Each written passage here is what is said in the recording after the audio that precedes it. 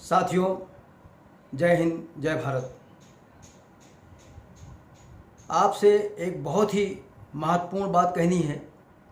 कृपया आप वीडियो देख लीजिए, स्किप मत कीजिए।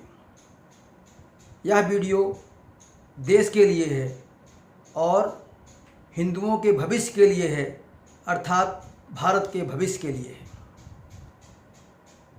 साथियों, मैं सभी हिंदुओं से, चाहे उसमें दलित हों, बैकवर्ड हों, सवर्ण हों, सभी से हाथ जोड़कर विनती करता हूं कि आप लोग देश के लिए जिए, वोट देश के लिए करें, जात के लिए नहीं।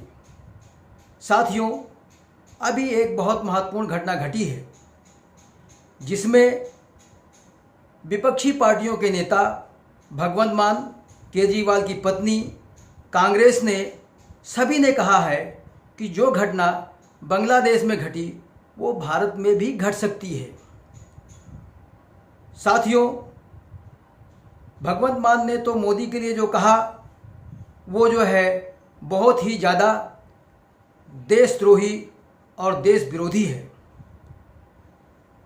उस वीडियो को आप सोशल मीडिया पे जा कर के देख सकते हैं। और दूसरी बात, जो विपक्षी पार्टियों ने कहा कि जो स्थिति बांग्लादेश में हुई, जो घटी, वो भारत में भी घट सकती है, ऐसी योजना भारत में है। साथियों, आपको जातियों में तोड़ा जाता है जिससे आप कमज़ोर हों, देश के लिए वोट न कर पाए, भड़काया जाता है, कभी आरक्षण के नाम पे, कभी किसी और नाम पे। साथियों, किसी पार्टी में दम नहीं है कि आरक्षण से छेड़छाड़ कर सके। ये बात सभी पार्टियां जानती हैं, बीजेपी तक भी जानती है, लेकिन आपको बरगलाया जाता है, भड़काया जाता है। होश में आइए, दिमाग खुला रखिए और समझिए। विपक्षी पार्टियों ने जो कहा, बार बार मैं कह रहा हूं कि जो घटना बांग्लादेश में घटी वो भारत में भी घटेगी। अब बांग्लादेश के हिंदुओं का बुरा हाल आपने देखा। वहाँ आंदोलन आरक्षण के खिलाफ, सरकार के खिलाफ हुआ था, लेकिन वो साजिश के तहत कैसे हिंदुओं के खिलाफ कन्वर्ट हो गया और कितनी बुरी स्थिति हुई, कितनी भयावह वीडियो आपको बांग्लादेश से देखने को मिली। मैं सबसे ज़्यादा सवर्णों से हाथ जोड़ता हूँ, क्योंकि विधायक और सांसद बनने के लालच में ये सवर्ण जो है उन पार्टियों के अंदर भी घुस जाते हैं टिकट लेने के लिए और वैसी हरकतें करते हैं जो आपके भविष्य के खिलाफ है। सांसद बनने के लिए, विधायक बनने के लिए ऐसा क्यों करते हैं? सोचिए, कोई भी पार्टी हिंदुओं के वोट से नहीं डरती है। क्यों? क्योंकि वो जानती है कि आप हिंदू बनकर वोट नहीं करते हैं, आप जाति बनकर वोट करते हैं। इसमें सबसे ज़्यादा बड़ा दोष सवर्णों का है। साथियों, आप इन सबको सबक सिखाइए।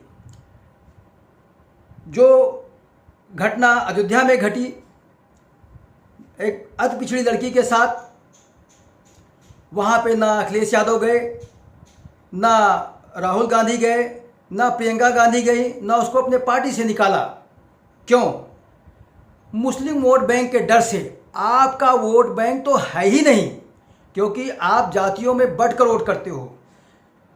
हिंदुओं के कमज़ोर होने से देश खत्म हो जाएगा, लेकिन हिंदुओं के मजबूत होने से उन मुस्लिम भाइयों का भी भविष्य अच्छा होगा जो इंसानी रूप में सामाजिक रिश्ते में जीना चाहते हैं, सम्मान के साथ।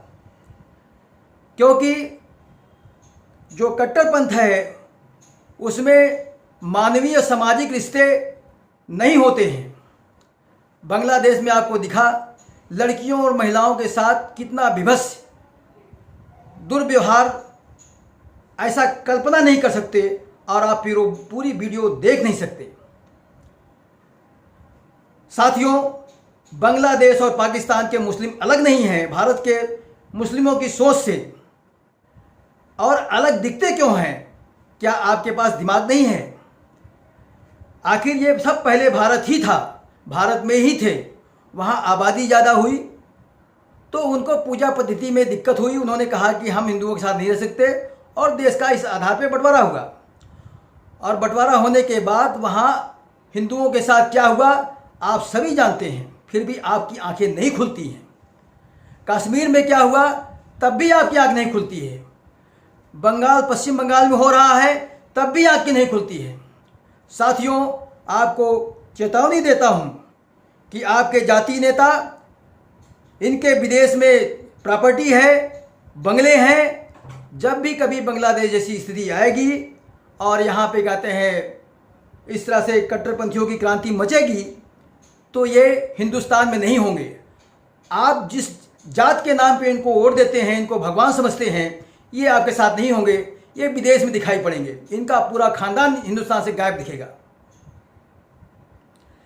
आपके बात समझ में यह बात क्यों नहीं आती है कि अयोध्या में जो अति पिछड़ी लड़की के साथ घटना घटी, उस शख्स को समाजवादी पार्टी ने अभी तक अपनी पार्टी से निकाला नहीं। हिंदू वोट बैंक से क्यों नहीं डरता? कोई भी पार्टी क्यों नहीं डरती? यह बात आप सोचते क्यों नहीं? यह दोष हमारे आपके बीच से, सवर्णों में से, दलितों में से, बैकवर्डों में से जो सांसद और विधायक बनने की लालच है, इन पार्टियों में घुस जाते हैं और टिकट मिल जाती है। और आप जाति बनकर वोट करते हैं, देश के लिए वोट नहीं करते हैं। इसका दुष्परिणाम जब भविष्य में हमारे आपके ऊपर तो नहीं आएगा, लेकिन हमारी आपकी तीसरी पीढ़ी ऐसा भुगतेगी कि हमको आपको देखने को नहीं मिलेगा। आप अपना वर्तमान का भविष्य देखते हैं। उनके लिए कह रहा हूं जो इन पार्टियों से नेता होते हैं, आपको नहीं। आप तो इनके पीछे जात की तरह चिपके रहते हैं। मैं यादव भाइयों से अपील करता हूं कि आप सबक सिखाइए। जो हिंसा के साथ और सामाजिक रिश्तों को तार तार करते हैं, जैसे मोइन खान, इसके खिलाफ समाजवादी पार्टी ने कार्रवाई नहीं करी क्योंकि आपके भी नाराज होने का उनको डर नहीं है। उनको लगता है कि यादव हमको भगवान मानते हैं और हमें वोट करेंगे। ऐसे अवधेश पासी को लगता है कि दलित हमारे पीछे हैं, हम दलित हैं। वो भूल जाते हैं एक दिन बांग्लादेश जैसी स्थिति तुम्हारी भी होगी, चिंता मत करो। आप ये समझने की कोशिश कीजिए, अफगानिस्तान पहले बहुसंख्यक हिंदू देश था, पाकिस्तान भी हिंदू देश था, बांग्लादेश भी हिंदू देश था। सब क्या हुआ? आपके बात में समझ में आनी चाहिए। आपकी ही पार्टी ने मुंह खोला देखने के लिए, तो मोदी के खिलाफ खोला कि बांग्लादेश की जैसी स्थिति हो सकती है, लेकिन ये हकीकत है, हकीकत।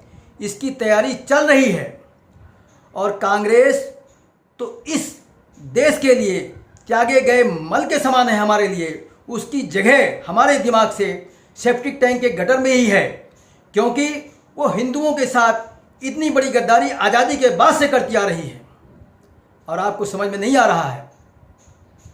आप देखिए 2013 में वक्फ बोर्ड को ऐसी कानूनी शक्ति दी गई, उसके बाद उसकी ज़मीन दुगनी हो गई। अब ज़्यादा इसमें डिटेल में नहीं जाएंगे। आप सब पढ़े लिखे हैं, आपके सबका मोबाइल है, गूगल करके देख सकते हैं कि क्या कितनी असामान्य, असीमित, अव्यवहारिक, अस्वीकार शक्तियाँ दी गई हैं, जो आपको अच्छा नहीं लगेगा। इस साजिश के तहत हिंदुस्तान की धीरे धीरे ज़मीन सब इस्लामिक जिहादियों के नाम पहुंच जाएगी। आप देखते रह जाओगे। क्यों? आप अपने जात से चिपको रहो। आपकी जात का प्रत्याशी सांसद बन जाएगा, विधायक बन जाएगा, आपको बड़ी खुशी मिलेगी। लेकिन जब बांग्लादेश जैसी क्रांति मचेगी तो ये आपके नेता हिंदुस्तान में नहीं होंगे, देश छोड़कर भाग खड़े होंगे। जय हिंद, जय भारत।